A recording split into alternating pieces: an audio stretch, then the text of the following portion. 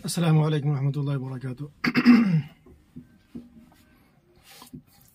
अभी मैं कलकत्ता के सफ़र से वापस आ रहा हूँ, तो मैंने सोचा कि एक छोटा सा वीडियो क्लिप बनाऊँ मस्जिद के इमाम के ऊपर। एक बात मेरी समझ में नहीं आ रही है कि इस वक्त में मैं देख रहा हूँ कि बड़े बड़े उलमा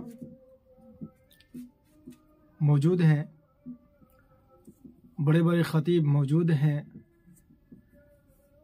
इसके बावजूद चाहे वो गांव हो या शहर हो, छोटी मस्जिद हो या बड़ी मस्जिद हो, हर मस्जिद के अंदर में जो इमाम है वो या तो सिर्फ हाफिज़ हैं या कारी हैं।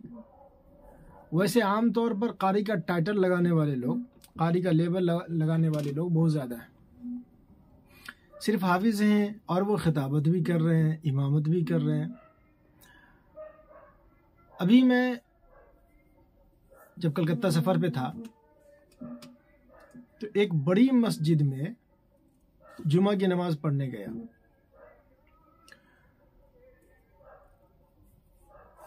तो मैं हैरान रह गया ये देख करके कि वहाँ के जो ख़तीब साहब थे, इमाम साहब थे, वो जो बयान कर रहे थे, उनके बयान में उनके अल्फाज को मैंने सुना तो तज़कीर व तानीस का भी ख्याल नहीं था।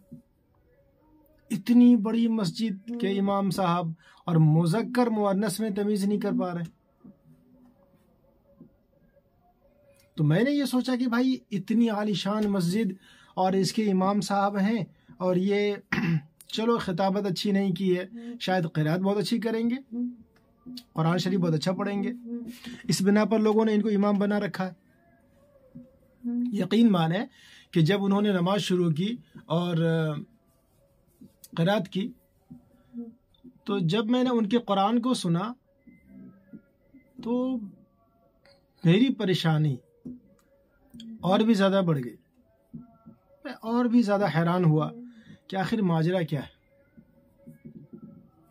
कि भाई ना तो खिताबत अच्छी है और ना क़िरात अच्छी है, फिर किस बेस पर इनको इतनी बड़ी मस्जिद का इमाम बनाया गया।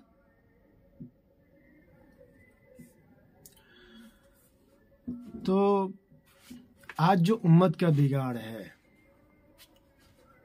आज जो उम्मत परेशान हाल है, इसकी कहीं ना कहीं एक बड़ी वजह यह भी है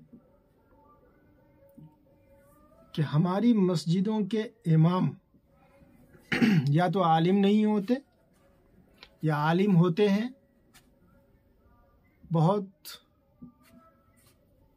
कमज़ोर, इल्म से वास्ता नहीं होता।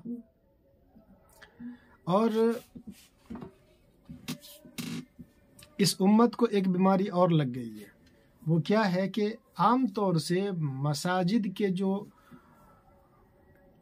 ज़िम्मेदार हजरात हैं वो ऐसे ही लोग हैं, उनको भी इल्म से कोई वास्ता नहीं होता है।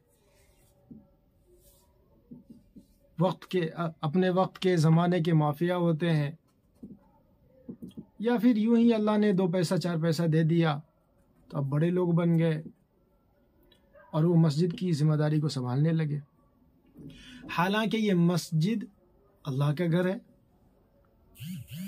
तो अल्लाह का घर, इसका ज़िम्मेदार भी तो अल्लाह वाला होना चाहिए ना। मसाजिदें जब अल्लाह का घर हैं तो इनका ज़िम्मेदार भी तो अल्लाह वाला होना चाहिए, इल्म वाले होना चाहिए। जो इल्म वाले लोग हैं, जो अल्लाह वाले हैं, वो इनके ज़िम्मेदार होना चाहिए, मस्जिद के ज़िम्मेदार उनको होना चाहिए। लेकिन अफसोस कि ज़माने का माफिया और जिनको सही ढंग से कपड़ा पहनने भी नहीं आता, ऐसे लोग मस्जिद के ज़िम्मेदार हैं 4 पैसे के बल पर।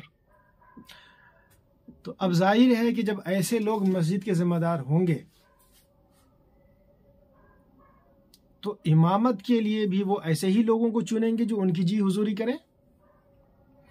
अब आप बताएं कि जब ऐसे लोग जो सदर और सिक्योरिटी और मस्जिद के इंतज़ामिया की जी हुजूरी करेंगे, तलवे चाटेंगे,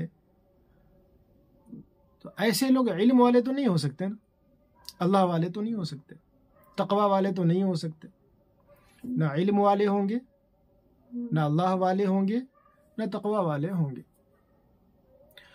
और जब ऐसा फासिक व फाजिर शख्स या ऐसा कम इल्म आदमी मिंबर रसूल पर चढ़कर जब खिताबत करेगा तो उम्मत को क्या बताएगा वो?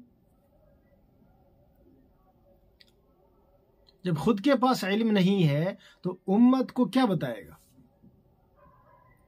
हमारे यहाँ ये भी मशहूर है कि भाई एक तरफ तो चमचागिरी करने वाला इमाम चाहिए, दूसरी तरफ वक्त लगाया हुआ साथी हो।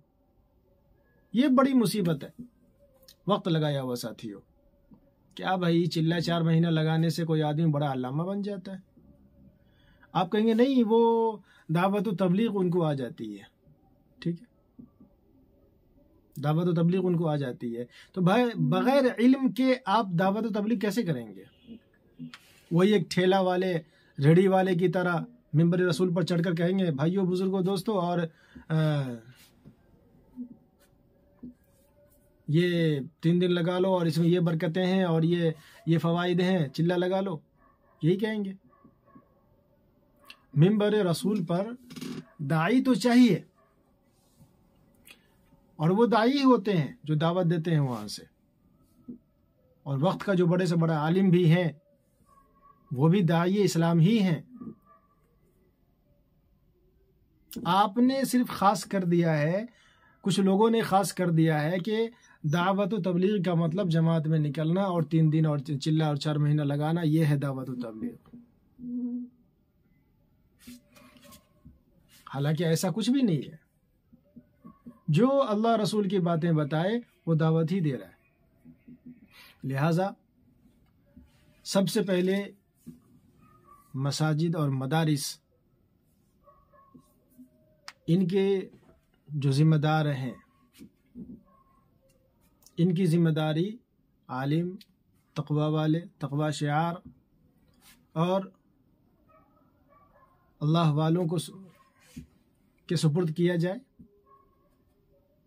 उनको इन चीज़ों का, मसाजिद का और मदारिस का जिम्मेदार बनाया जाए, और उसके बाद फिर मिंबर रसूल पर चढ़ने के लिए किसी अच्छे बावकार तकवा शिआर आलिम का इंतखाब किया जाए।